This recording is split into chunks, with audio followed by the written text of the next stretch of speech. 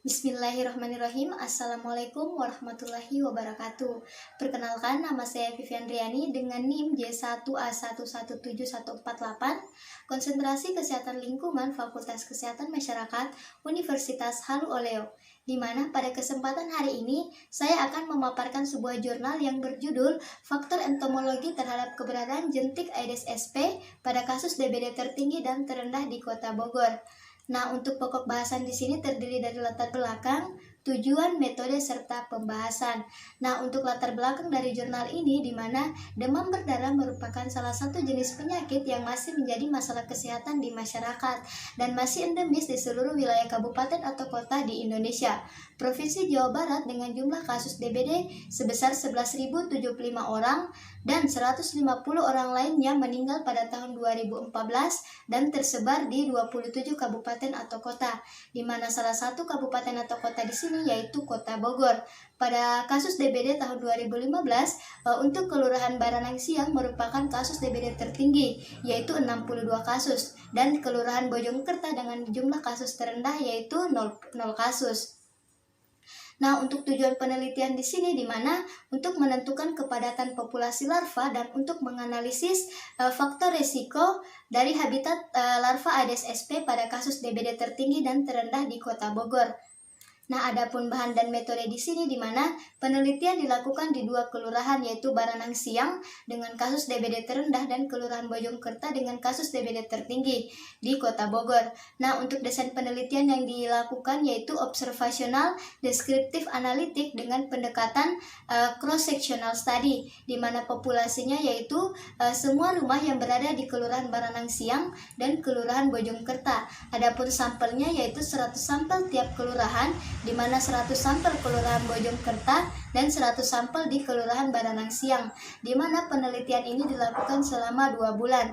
Adapun hasil yang diperoleh di mana terdapat populasi larva dan pupa nyamuk untuk Kelurahan Baranang Siang sebesar 17,4% dan 6,2%.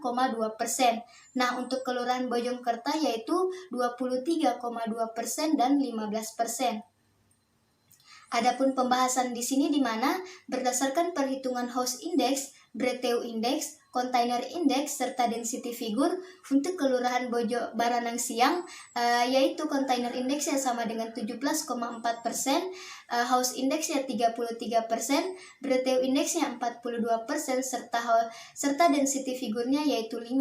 Nah, untuk Kelurahan Bojongkerta, container index nya adalah 23,2%, house index nya 42%, Breteu index nya 54%, serta density figure-nya yaitu 6.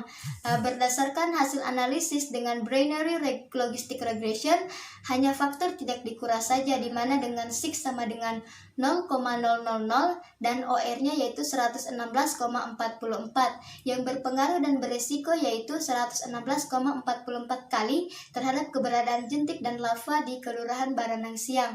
Nah, untuk di Kelurahan Bojongkerta di mana faktor jenis dengan sig 0,000 dan OR-nya yaitu 12,32, letak dengan sig 0,001 dan OR-nya yaitu 0,25, serta untuk bahan kontainer di sini di mana sig sama dengan 0,000 dan OR-nya yaitu 0,24.